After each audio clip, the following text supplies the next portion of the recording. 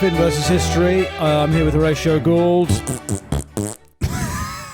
This is part 3 on our totemic series, definitive series on Dunkirk. Comprehensive. The original Brexit. Yep. This is Britain's defining moment. Well, this is what Brexiteers think Brexit is, right? It's a very similar thing. Yeah. And sort of everything they do is imagine they were one of the people who either helped the soldiers off the beaches of Dunkirk or were on the beaches of Dunkirk. And that Angela Merkel is strafing us from on high with the Stuka dive bomber. Yeah. It's amazing the kind of the boomer generation, the kind of the luckiest generation of all time potentially, who never even touched the war. No. Carry the attitude that they were there somehow. Yes. With them. Yes. Like there's a real feeling from the kind of the luckiest generation of all time that the kids nowadays don't understand. Yeah, and it's like they have the entitlement of a war veteran without any of the fighting experience. Yeah, and they should have the least entitlement. Because being Gen Z and millennial has been way harder than being a boomer. Totally. Growing up in the 50s, no better times to grow up. But then my soul is of a boomer who fought in the war. Yeah. Yeah, or for the Germans. But you're a millennial. Yes. Which is mad to even say. I'm a millennial on the outside. On the inside, I'm the commandant of a Nazi Einsatzgruppe on the Eastern Front. I mean, it's a terrifying mixture. Normally you get accused of being a Nazi. Normally it's not as easy. Sorry, Charlie's just got on a sort of semi-nude photo of Angela Merkel. What's going on there? What's going on there, Charlie? Angela Merkel on holiday in Italy. Whereabouts in Italy? Because I've just been on holiday to Italy. She was on Ischia. I've been to Ischia. Where's it's that? nice. Lovely, yeah. It's near Naples. You can get mopeds. Mopeds and sandwiches. No, thank you. No, thank you. Italy for me. Well, you'd say South Italy should connect with North Africa. Yes. In the Anschluss. Yes. If we're Anschluss in countries, obviously Spain, Italy, Greece is Sleeperstan. We've discovered that. But I'd say the north of Bologna, Italy, that's more Swiss. I'd want to make a new pleasure dome country, a country that is essentially Centre Parks, but for the childless and the middle class. Okay. And it's the lakes. It's Austria. Do you know what it is? Go on. So I've just been to Lake Garda, where I now realise that aspirationally, what I want from life is to be Italian old money. Yeah. There's no better lifestyle than Northern Italian old money. Italian. Northern, yes. Very different. Yeah. Northern Italian, old money. Swiss border. The south is full of rats. Right. Naples is a city infested with rats, sewage. Yeah. The north, just underneath the Swiss-Austrian border, there is no better lifestyle. Mid-century teak speedboats on a lake. Everyone was German. Everyone was rich. It's where rich Germans go on holiday. Yeah. So I was there with my wife, but really I was kind of cosplaying as a sort of Nazi officer on leave. Did the Nazis spend a lot of time in Lake Como? What was Lake Como during the war? Well, I was in Lake Garda, but around that. What were the lakes doing in Charlie, World can War you get up? Can you what I'd like you to do, Charlie, is to plan a sort of Nazi mini break. Yeah, what's the holiday? What holidays? What are the holidays are they on? In my head, who was the big holiday maker? Who's the one who loved all? Who was the fat puff?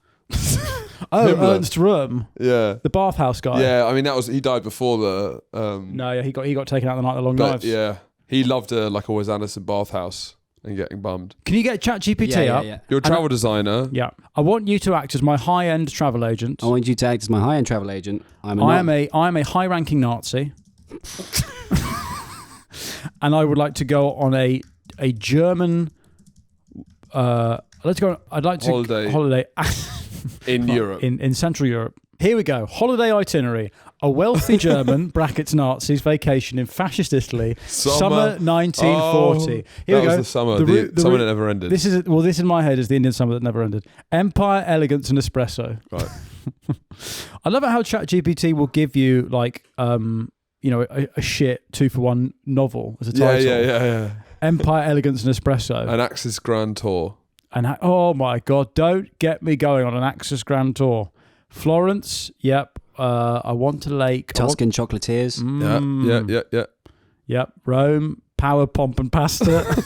Keep going down. Go down. Amalfi Coast. I did think about going to the Amalfi Coast. Amalfi Coast, Nazis on the Amalfi Coast. Here we go. Aristocratic calm. Nice, yes. When Nazi style meets aristocratic calm. Lake Como, Lake Maggiore.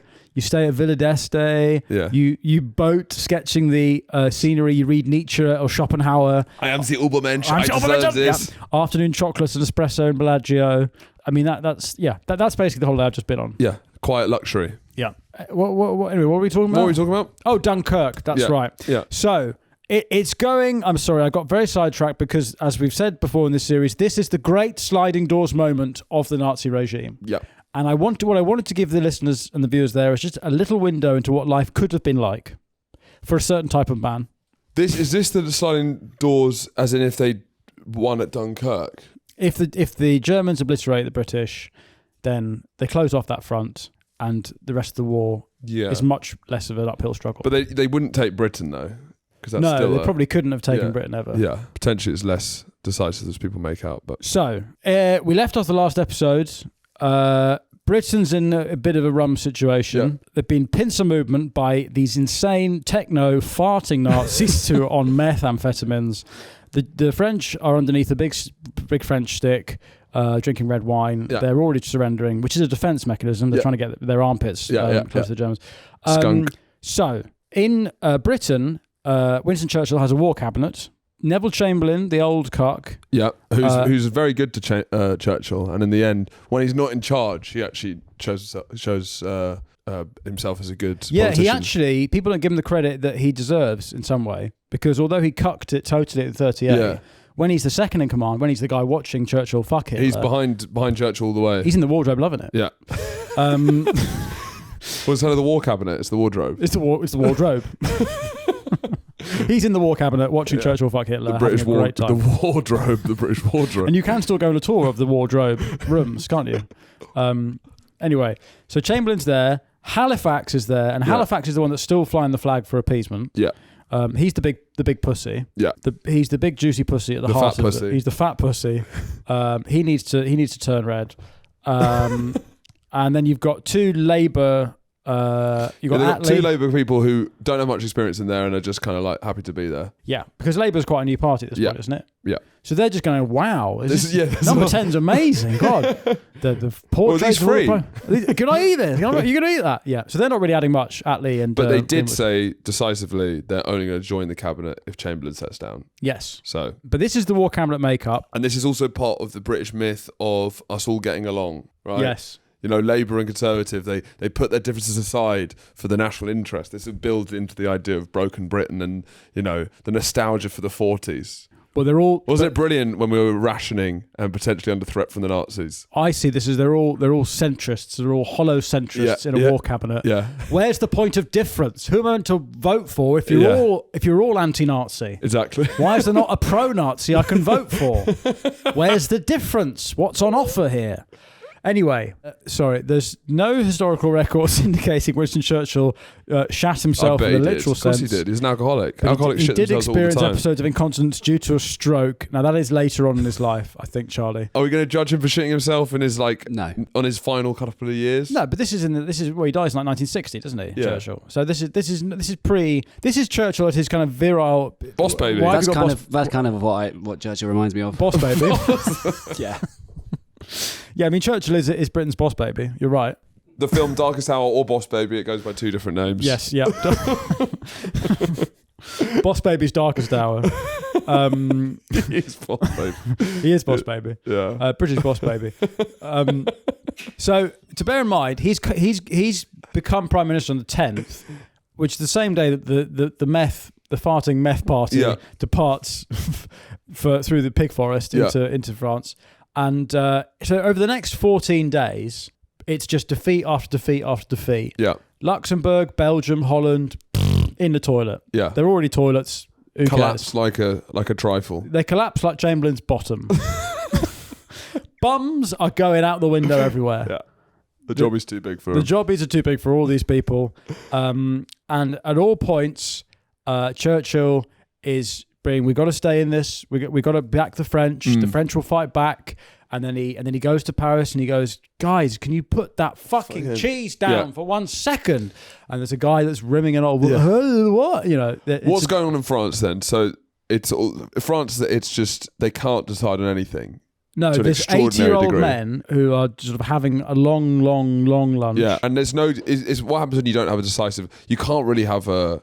You have to have a strong man in a wartime situation. You have to have someone in charge. You cannot have a council. They've gone to a care home and gone, who's the most virile man here?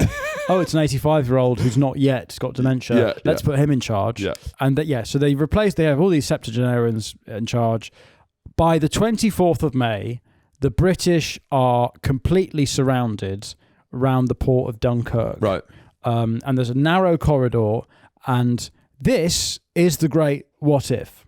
Because Hitler orders the panzer divisions to stop. The Halt order. The Halt order.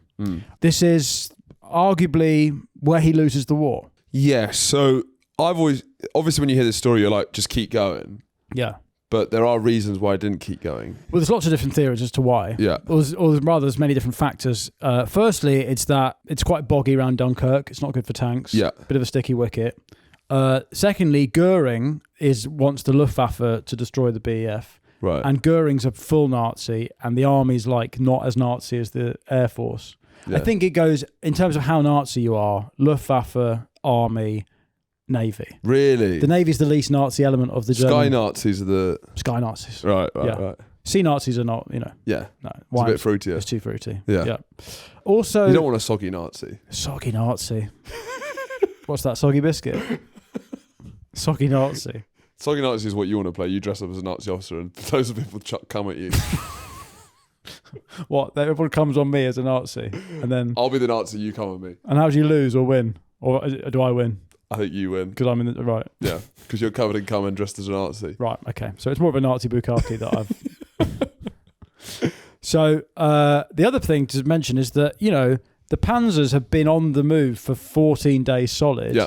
They've not slept. They've just been taking meth every day. Lights coming in through the curtains. Yeah, I mean, they're like, can we guys just have a fucking break for 1 second? Yeah, has everything caught up? They need to refuel. I think they have like... Well, most of them are on horseback. Yeah, exactly. I don't think they can wipe them out as easily as you'd think. They're also expecting a massive French attack. Yeah, which obviously is never going to come. Obviously it's never coming.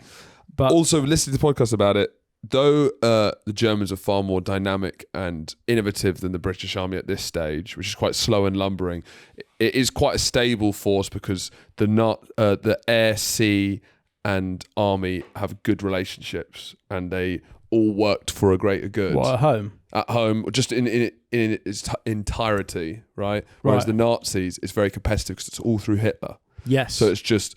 the Luftwaffe, the soggy Nazis and the land Nazis, they're all just trying to get the go-ahead from Hitler. Soggy Nazis. But they are competitive with each other, so they're not actually helping each other. I see, they don't mind if the other one gets fucked. What's the worst type of Nazi? Is it like a space Nazi or a kind of... Space Nazi is too powerful, right? We never got to see space Nazis. Again, if we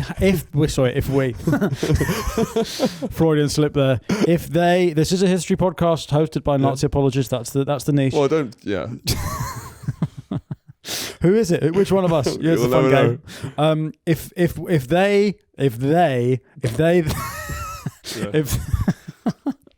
If they had decimated us. Feels unnatural, doesn't it? It really does. I'm really doing my best here. I'm aware that I'm going to be tried by Sophie Hagen. I'm going to send you straight to the Sophie Hagen. I'm going podcast courts. If the Nazis... Yeah. Oh, I hate those guys.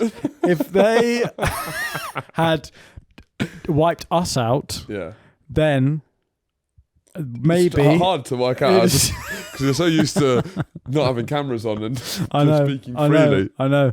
I've gone all coy. Then they might have developed space Nazis that we would have gone, oh, horrible, gross. I hate that. God, fascinating though. What would they look like? What have they done? What, swastikas on the moon? The dark side of the moon? Turn around, it's just a massive swastika. Hate that. Imagine the moon landing, but it's a swastika. Yeah, I'd hate that. Yeah, awful. That would be rubbish seeing stormtroopers who actually look like stormtroopers. I mean, Darth Vader is kind of, yeah. It's all the Nazi aesthetic, isn't it? Yeah. Star Wars. Yeah, I guess it is. That is literally space Nazis. So, yeah, we never got to see space Nazis.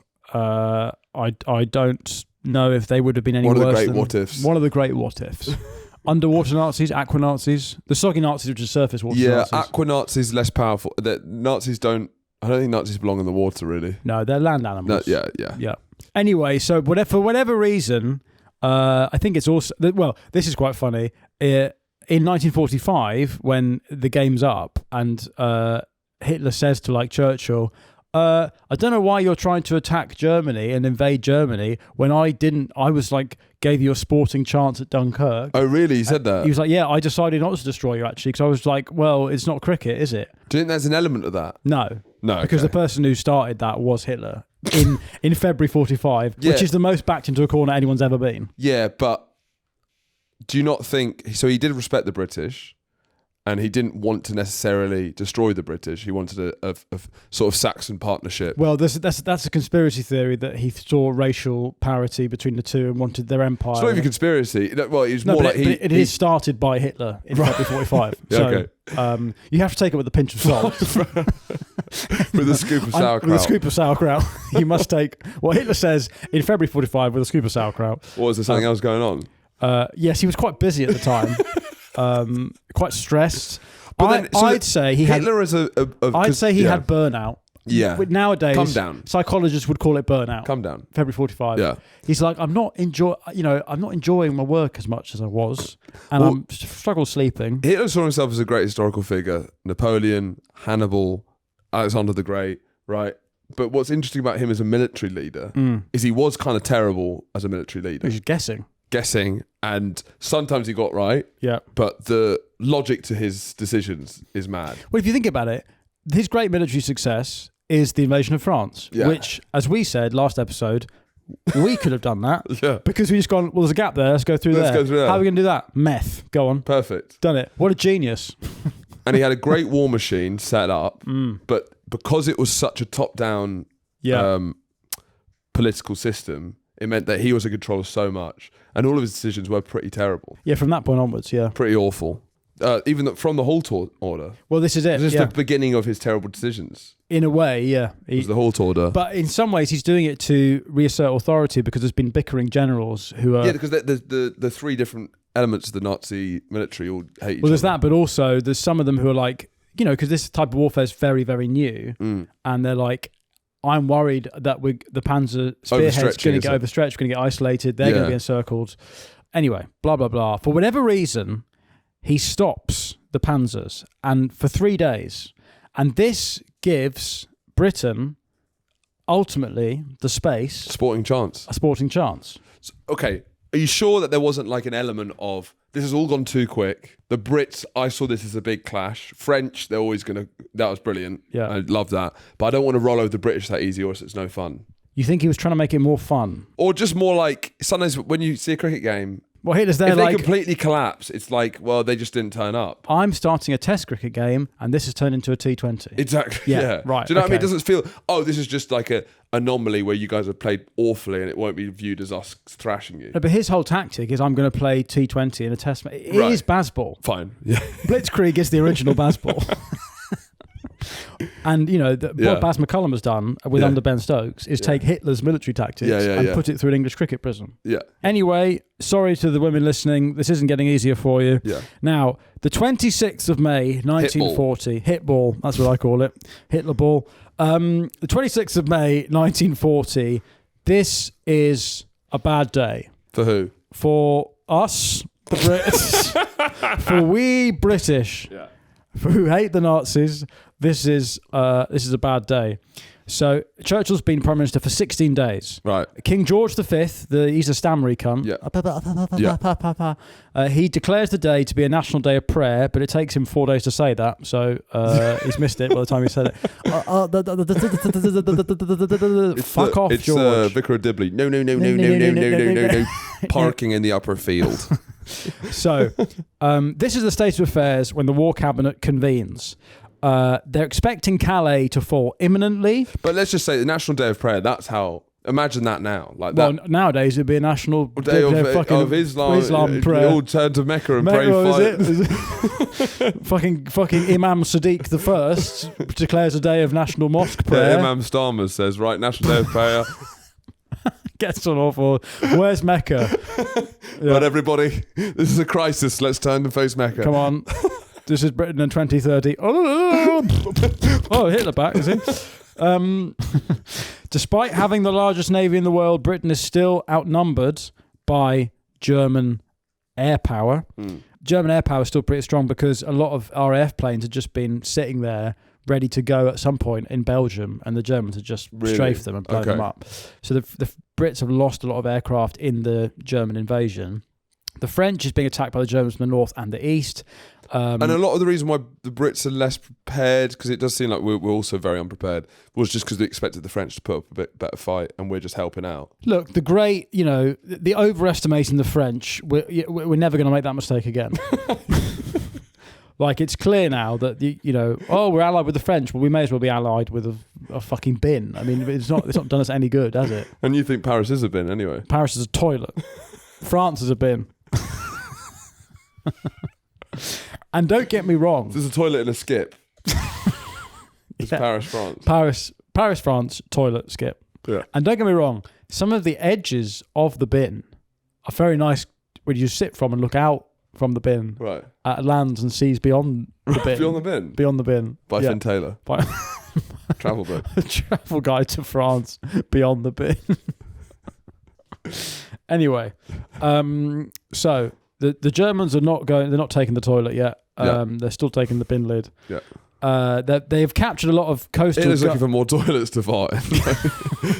He's conquering as many toilets as possible. Yeah. So they captured a lot of coastal cannon and gun, and they're using these to bomb and shell the Allied ships that are in the Channel. Right. Which would ultimately affect the evacuation route that the Brits take, because they have to do a bit of a weird, like, it's sort of a straight line from Dover, sort of.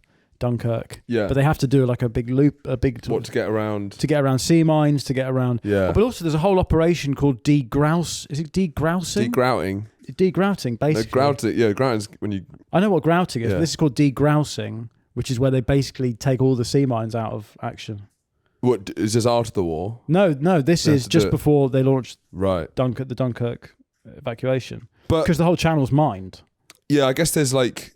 Do you think there's even a slight overestimating the Nazis at times, like the fear factor of how quickly they've done all of this? Yeah. Because they don't have a great navy at this point at all either. The Kriegsmarine. They won't be able to cross the Channel that well. I guess it's just about getting the troops across. But once you have... Like, even when the small boats...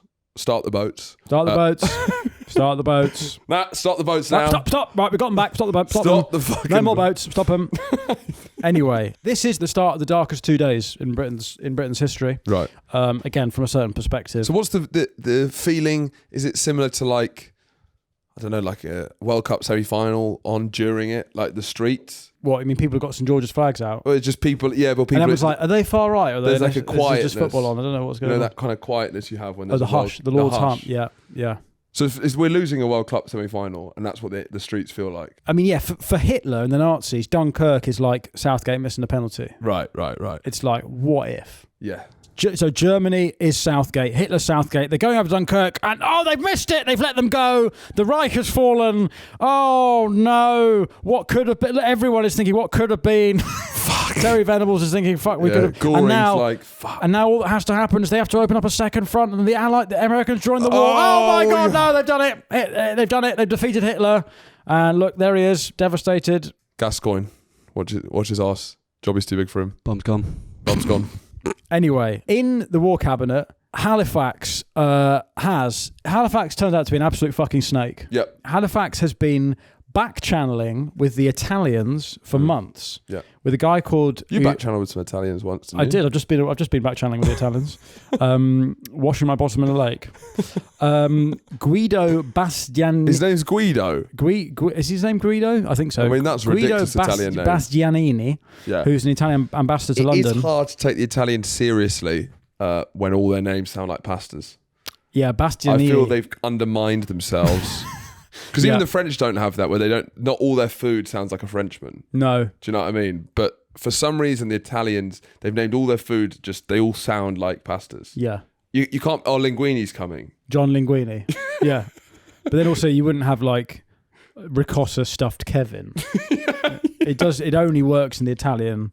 Yeah, and I think it undermines a little bit of kind of like seriousnusness. So Halifax has been talking to a big bowl of pasta about whether Mussolini would broker peace talks. Rigatoni, Giorgio Rigatoni. Giorgio Rigatoni.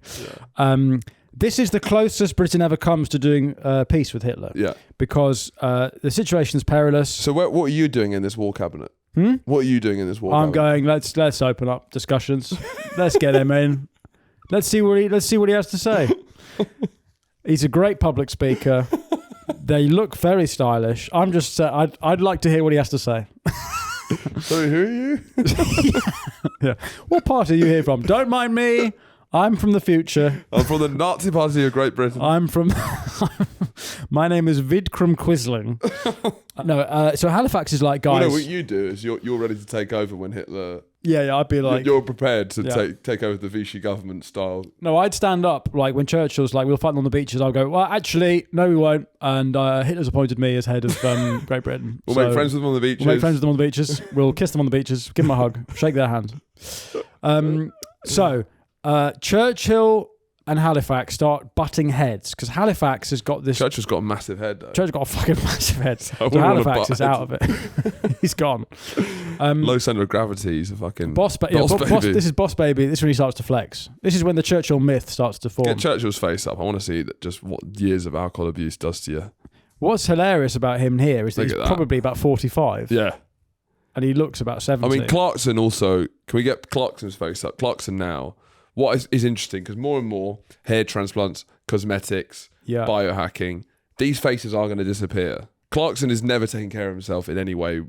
I think he's in his late 50s. He's never done anything cosmetic. No. And this is what happens. Yeah. Obviously, people say Simon Cowell looks weird because he goes too far the other way, but this is what Simon Cowell would look like if he didn't do anything. Is it better to look fucked or weird? Can we get Simon Cowell up and can we compare? I guess there's kind of like...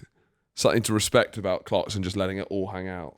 That's what I'd do. It's you're wearing baggy shorts on holiday and your testicles have fallen out. Yeah. Just deal with it. I'm on holiday. Deal with it. So I guess I can either look like... I don't know what do you think looks better, Charlie?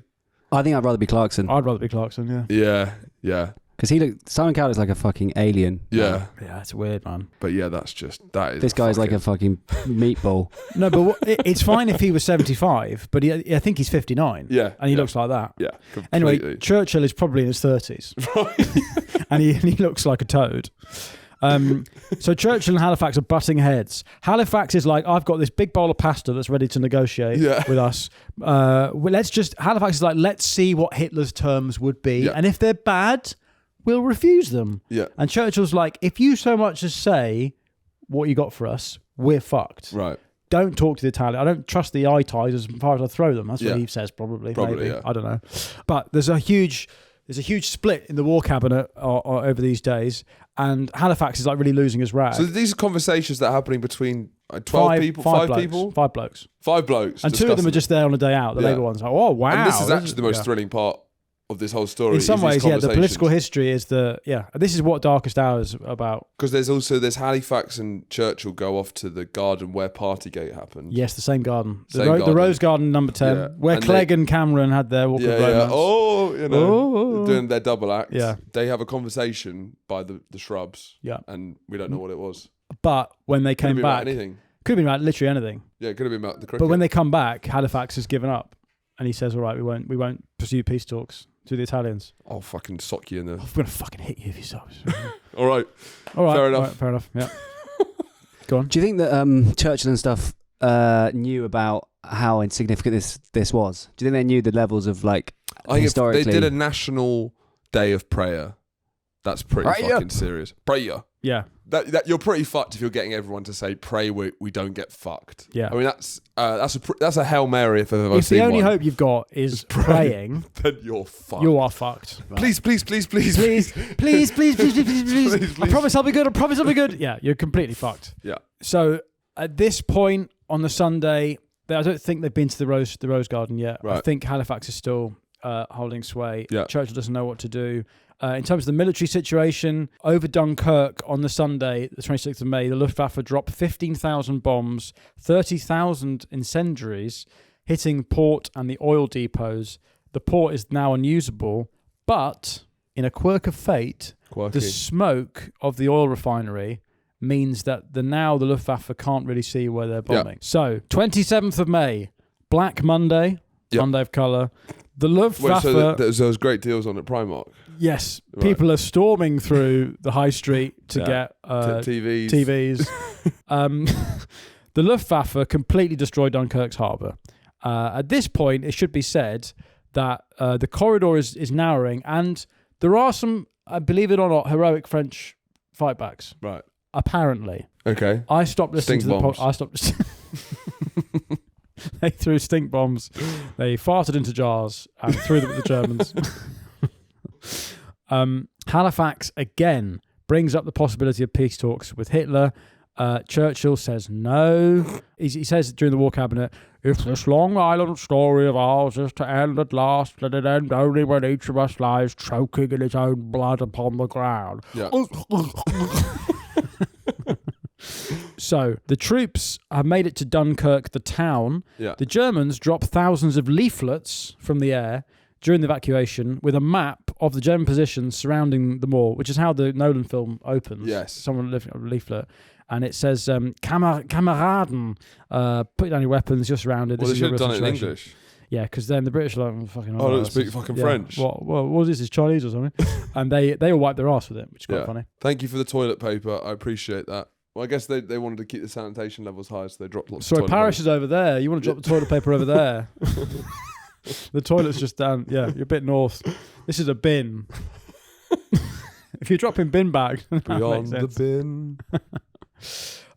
So on the 27th of May, the BEF's 5th Division lead a defensive counterattack to the north of the town of Dunkirk to try and hold the Germans off. So now there's a bunch of like quite good Rorke's Drift heroics. Yes. Of holding the Germans off. Yeah. And they're given the order to like fight to the death. And I think... Do they? Yeah, I think... Or do they get captured? No, I think this is where Al Murray's granddad dies. Really? I think they fight to the death so that the British forces can escape. Right. It's maybe like 6,000 or 7,000 British. Or yeah, maybe weirdly, there's some not. French. It feels there should be more about that. Well, that's because everyone focuses on the massive queue on the beach. Yeah, that's what's weird. And that to me is not the cinematic. No, the cinematic is they're all on the beach waiting, like autistic men waiting for the Bonnie Blue to suck them off. And then you turn around and the camera sees all these tiny boats and Jerusalem is playing Under those feet. And then everyone's like, whoa, and Tom Hardy's flying over and everyone's cheering. But 7,000 people are dying. Yeah, there's still just people. like 2 miles away. Yeah. So the British military back in London launch Operation Dynamo. Nice. Like the magician. The magician. He's going to go over there. Dynamo. My best friend's my granddad. He's going to go over there and blow the Nazis' mind with some sleight of hand. I found magic when I was getting bullied at school. The only person who didn't bully me was my granddad. Anyway, the British operation, they send a magician to take a... Oh, what's that behind your ear? Oh, it's an egg. And Hitler's like... Bloop! And what was Hitler like? Bloop! Right. You know, right. Yeah. You know, black people reacting to magic. Yeah. Imagine Hitler reacting to magic. Farty Hitler reacting to magic. It was like, and then, oh, what's this? Yeah. Blood to the bladder. Yeah. That's I don't think Hitler liked magic. No, he didn't. Although he liked making people disappear. I'm going to make an entire race. Yeah. Anyway, we've talked for so much, and never has so many words been said about so little. Right, so they launch Operation Dynamo. They get in the basement of Dover Castle, and which is pretty cool. In that they're in a medieval keep, and they're fucking running an operation for a minute. And what they think they want, or what they're expecting, is that they're gonna get max 40,000 of the boys off the beach in 48 hours before it's all fucked. We haven't placed any of this, by the way, ever. Oh fuck, we haven't. 1940. 1940. To keep it Austrian. Yes. This is 1940. This is after Freud has started thinking about shagging his mum. Mm-hmm. And it's before Fritzl has started shagging his daughter wife. Yes, very well placed. Actually, a lovely midpoint. In many ways, Fritzl is kind of like a Banksy-esque satire of Freud. He's a postmodern Freud interpretation of Freud. He's running with people's expectations of what an Austrian should think. Shag mummy? No. No. Shag down.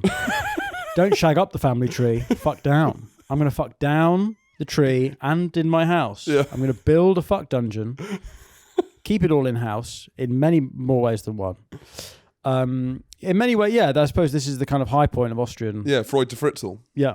It's in between Freud and Fritzl. From Freud to Fritzl via Anschluss and Schwarzenegger, the Austrian story. That's the follow-up to my Beyond the Bin series, where I trek through Central Europe. Because you have a love of Germans, but the Austrians actually, in some ways, they disgust me. They're even more intense Germans. They're even more Germans. Yeah, they're more virulent strain of German. It's the Austrian. It's a mutation. Yes, it is a mutation. It's a growth coming off Germany. Yeah, it is. It's why it should all be part of the same thing.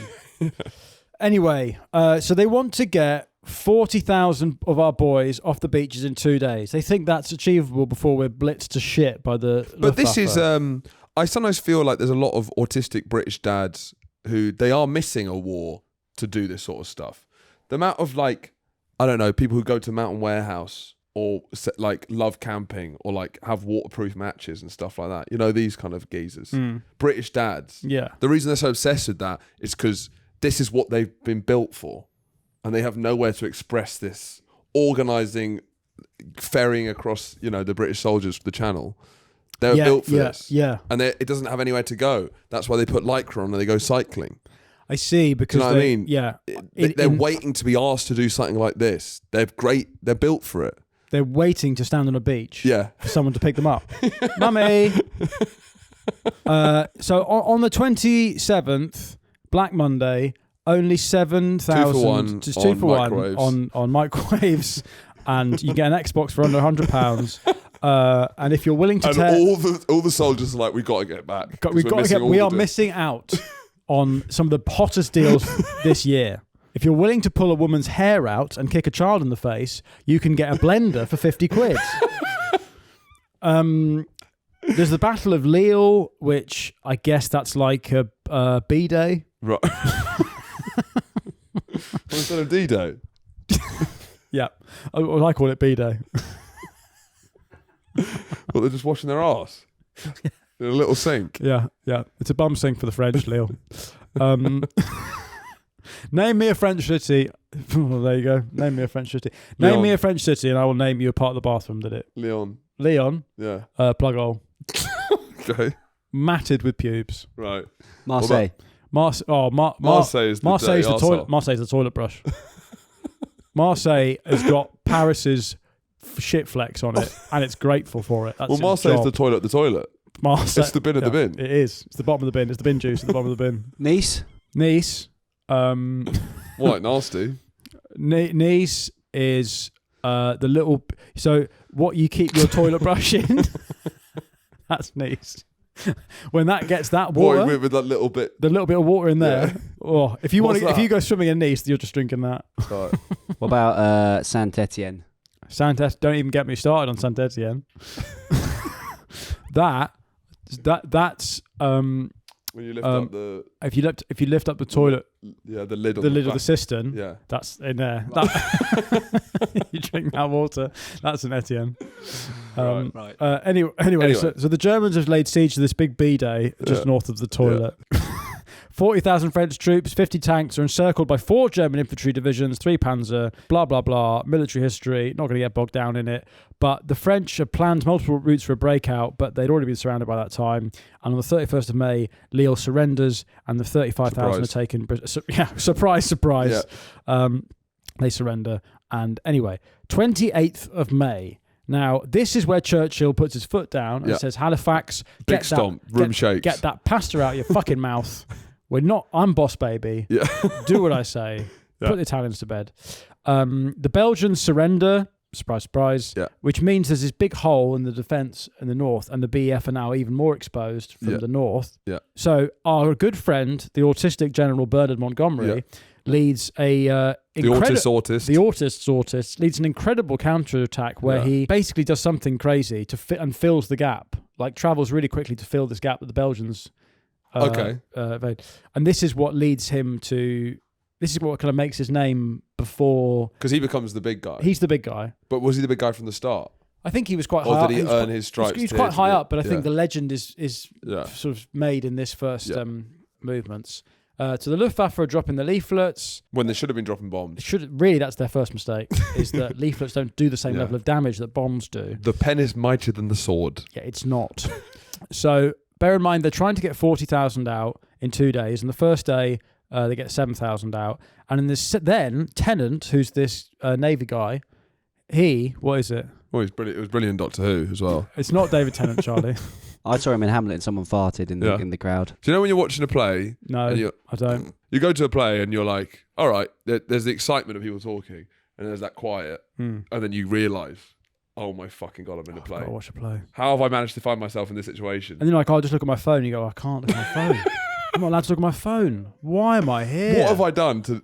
I should have known better. Oh, You're always angry at yourself. So angry every time. Maybe this play will be different. No, it won't. It's a play. You're thinking of films. You're thinking of porn. You're thinking of porn. I should have watched porn. Oh no, I love plays. Yeah, I love porn. That was what it was. Oh, you're going to see play? I'd love to come and see a play. Yeah, definitely. Right, you sit down, take your trousers off. What are you doing? What do you mean? Fuck, I meant porn. I thought they said porn. Oh, fuck, sorry. I might just go and watch some porn in the toilet and wait for this to blow over. Right, this podcast has been backed into a corner by the Blitzkrieg, and we need to get out of it. Yeah. By a farty, meth-addled... Stop farting, Charlie. Yeah. Right. You're being cornered by your uncle on Christmas Day. Imagine having farty Uncle Hitler. Right. Still doing that comedy stuff. Have you seen that? Have you seen that thing where apparently you can see how sweet a watermelon is by how tight its bumhole? Okay. I saw a reel where a guy was like, the tighter the bumhole, the sweeter the fruit, and I was like, I'm listening. You got my attention. And he's a melon farmer. And don't slag him off. Oh no! I don't mean in the racial sense. And you look at the like little nut, and the tighter it is, it means the longer it's had on the vine. Right. And so the sweeter it is. You reckon that with an arsehole? No, I'm not extrapolating at all. It's purely melons I'm talking about. Right. You're not saying that when you have a gay guy, it's a coincidence. Tighter the hole, the sweeter the fruit. Well, that's a coincidence as well. What? That the fruits are sweet. The young boys are sweeter. Yeah. If they got a tighter hole. Anyway, we're all stuck on the beach at Dunkirk, and we've been talking so long about David Tennant. In many ways, what were they talking about on the beach? To be honest, I think we're painting a picture of what it was like. Because it was like 5 days on the beach. 5 days just standing about. Yeah. And then, you've got the Luftwaffe trying to bomb you. It makes you feel like you're there. It just does make you feel absolute like shit on a beach. I heard that if you look at watermelon, you look and see how thing is tight, or like a little boy. What else are we going to talk about? I don't know. Are they just sleeping on the beach? Are they just like, what are they doing? Probably, yeah. They're just pooing. Is there a bit of a beach that's for pooing? I think you poo in the sea. It's wartime. I don't think any sort of like... You're not pooing on the beach. You have to poo on the beach. No, you poo we're in all the on sea. there. You got poo in the sea. That's crazy. Why not? Why? Because it'll just wash up again. I pooed in the sea and my friend didn't get in because he was worried he was going to get pink eye. Well, yeah. But you can't. Well, could you swim out a bit? No, because the tide is so shallow. So this is. I'm trying to get to the fucking finale. No, you do. Sorry, you do. You shit. No, you shit like a dog. You shit on the sand and then. Staring at you at all times? No, it's weird, isn't it? How they look at they look you in the eye. But they're a bit embarrassed. No, they want you to protect them because they're too focused on shitting. So they're looking at you if you're like, don't let me down here. I've always got your back, and now you've got mine while I poo. That's what they're doing. They always look over their shoulder, so coy. Yeah, like a French girl. What Poo would be like one of your French girls. You shit on the beach, and then like a dog, you know when the dog. Yeah. You bury it. Yeah, you bury it. Trench latrines. There you go. People went to the toilet. They dug pits. Right. Glastonbury-on-Sea. Yeah. Dig a massive pit, all shit in it, cover it up. Yeah. Easy. Bob's your uncle. It's just a fucking Bob's your farty uncle. Brits abroad package holiday, isn't it? Right. So they need to get the boys off. They've launched Operation Dynamo. Yep. But the problem is that the beach is too shallow. The destroyers, they can't come all the way to the beach, the big ships. So what Tennant finds is he finds this big thing called a mole, which is a breakwater. And it's not a pier, it's just like a big seawall that goes for like a couple of miles out. Man-made. Yeah. And he goes, it's not a pier though, it's not to be stood on, it's just to keep the harbour still, water. But he goes, do you know what, I reckon we could use that. If everyone lined up on that, and then we could use it as a pier to get the ships so that the big ships could come close. Is that a genius idea, or I reckon I would have thought of that? Well, again, you've got the benefit of hindsight. Hey, that massive wall, why don't we just all go there? I mean, none of this is actually that. Do you know creative. what I mean? I don't know. I can't work out what is genius and what's like, well, yeah, where else are you going to do it? Yeah, exactly. What, the big thing that's almost like a pier? Yeah. Do you know what I mean? It's not. No, because it's meant for people to stand there while we're about to fucking die. No, we can't because that's where that's pedestrianised. You can't stand on a breakwater. Yeah. You can't stand on it. It won't hold. Anyway, but I don't know what I'm talking about with this sort of stuff. But to me, I'm like, yeah. But this is the 40s, isn't it? It's like, it's so obvious to all of us now. Yeah. Anyway, he orders the Queen of the Channel to dock. 904 men are put on board. However, that's a ferry. The Queen of the Channel. It's a ferry, but then it gets bombed by the Luftwaffe. It sinks, but everyone survives. So it's fine. But that's like the first kind of the glimmer of hope. Yeah. And on that day, the 28th, 17,800 men are evacuated. Because they now realise they can do that. They realise that they can do that, but it's still precarious. The Germans, the Panzers, the whole order's been rescinded. They're coming back. Women and children first, though, right? Well, no, women and children in the countryside in Britain. Yeah, but I'm just on the beach. It's always women and children first. There's just no women or children. So was it fat guys next? I mean, who's next? Oh no, it's walking wounded, isn't it? Because that's how that. Because this is basically Titanic with there's only blokes on the ship, right? Yes. It's a sinking thing with just only blokes. It's gay Titanic. Yeah. So at the end of the 28th of May, Churchill addresses the House of Commons and says, hello, hi everyone, settle down. Winston here. I'm Winston. There's no more peace talks with Italy. Halifax is a nonce. Yeah. We're going for Hitler. Fuck Hitler. And they fucking love it. And they love it. And everyone's like, because one of the big successes of Dunkirk, more than anything, is it solidifies Churchill as big dog. Yes, boss baby. As boss baby. The big problem with France and the UK up until this point has been unstable leadership, a lot of indecision, a lot of Jackie Weaver's counselling, red wine. And this is kind of the beginning of like, right, he's in charge. Whatever he says goes. Yeah. So in total, on 28th of May, about 25,000 men have been evacuated. Right. But there are still over 300,000 beautiful British boys shitting on a beach in France. We're going to have to call in Lily Phillips as well now. Lily Phillips, Bonnie, you've done your work here, but we're now pressing the nuclear button and getting Lily Phillips involved.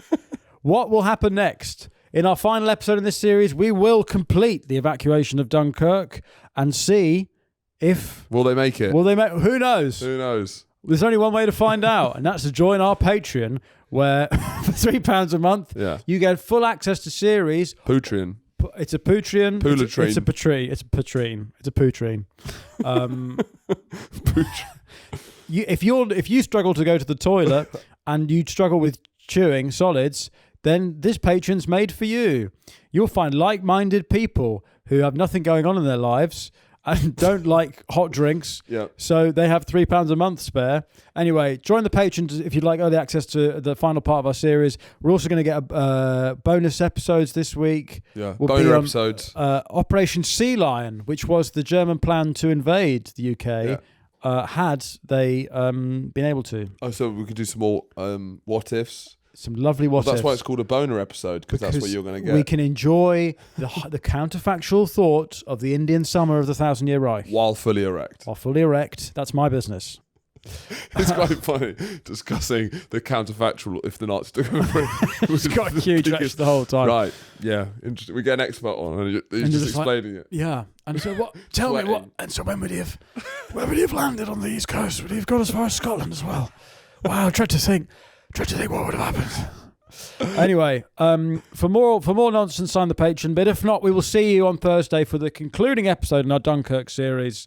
Thank you and good night. Good night.